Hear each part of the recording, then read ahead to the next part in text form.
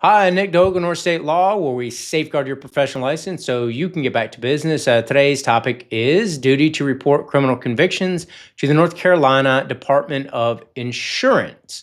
So this is found in North Carolina General Statute 58-2 69C.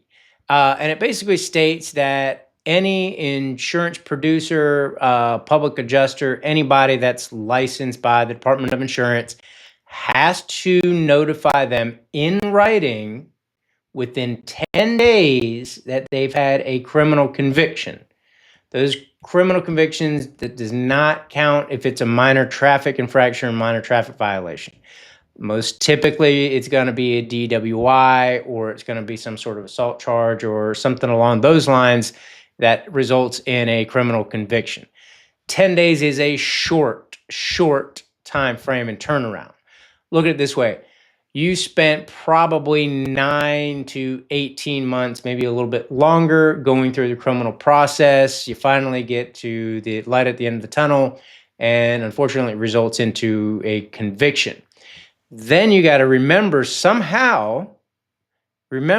that, I got to report this to the North Carolina Department of Insurance. Also, you got to remember that in 10 days. That's not super common that people actually remember all that stuff. We get a lot of clients that they were not aware. It could be that they were out of state, they weren't familiar with the process in North Carolina, even though they're licensed here. It could be people that are local to North Carolina and they just weren't aware.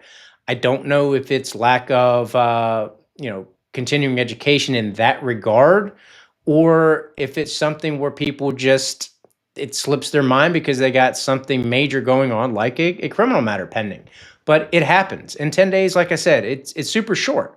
The biggest thing is to also understand, what is a criminal conviction. And I know that sounds really stupid. Don't get me wrong. Like, I've done criminal defense for a number of years before I started my practice in 2019. But, a lot of things people might be told something by their attorney, and the attorney might not understand, like, well, technically, the Department of Insurance feels like X, Y, or Z is a criminal conviction.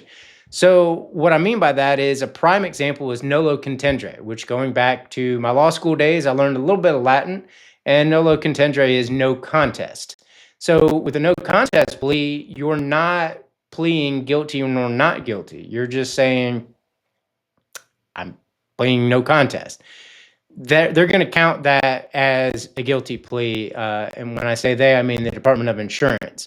If you have any sort of adjudication of guilt or guilty plea, people are pretty familiar with guilty plea nowadays. You come up to the judge, hey, judge, I'm sorry.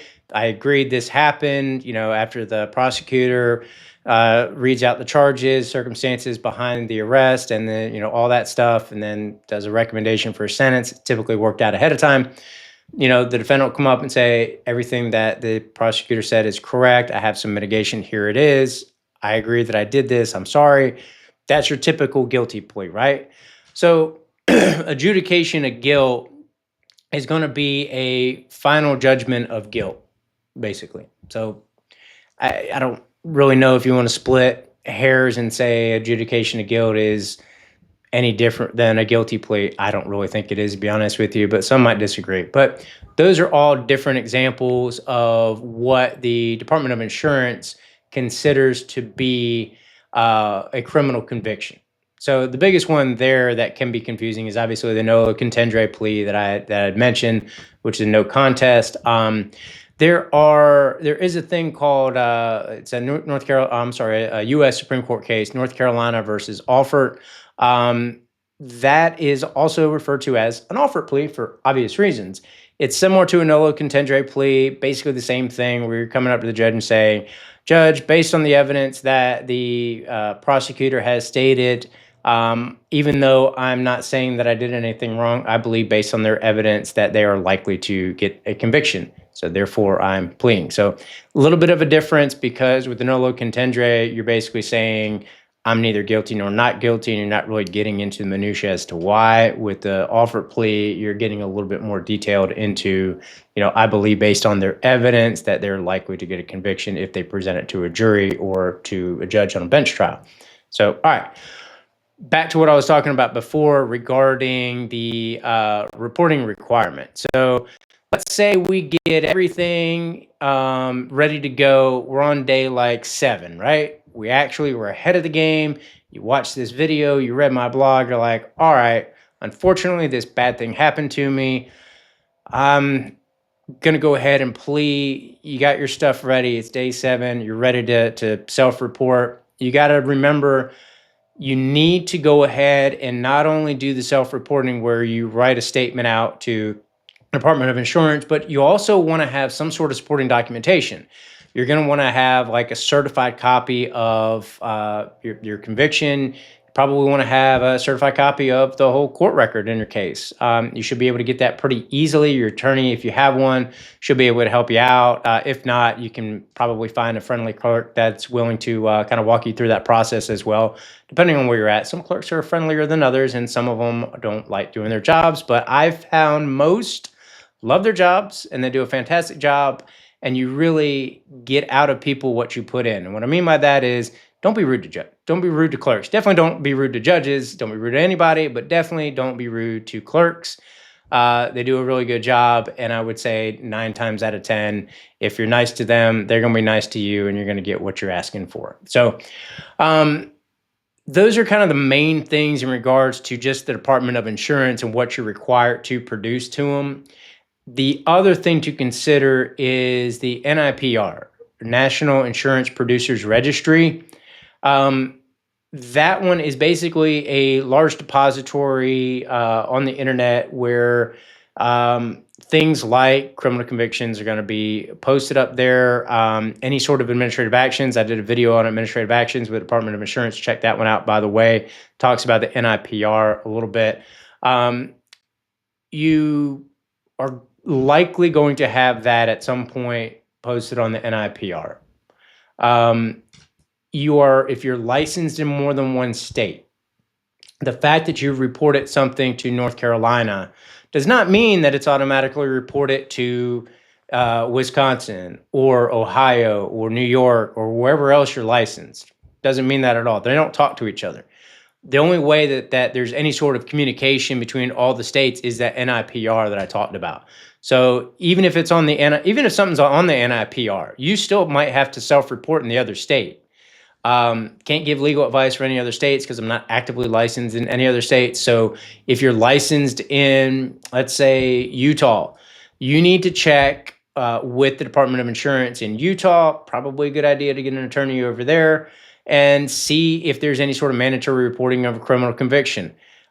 See if there's any mandatory reporting of any sort of administrative action if something comes out of it in North Carolina. So you can't rely on one state to communicate your reporting of either a criminal conviction or administrative action or anything else to another state, because it's just not going to happen. So you want to be very cognizant of that. Write down a list of everybody that, or do a spreadsheet. People love spreadsheets.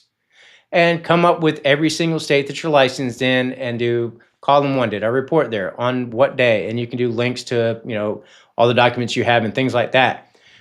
It sounds arduous, but it's going to save you a lot of time in the long run. A lot of people nowadays are licensed in. I've represented people that have been licensed in 15 states, 20 states, things like that. And I get it; it's a pain. But if you've gotten to the point where you're licensed in that many states, then you're probably making a pretty good living, right?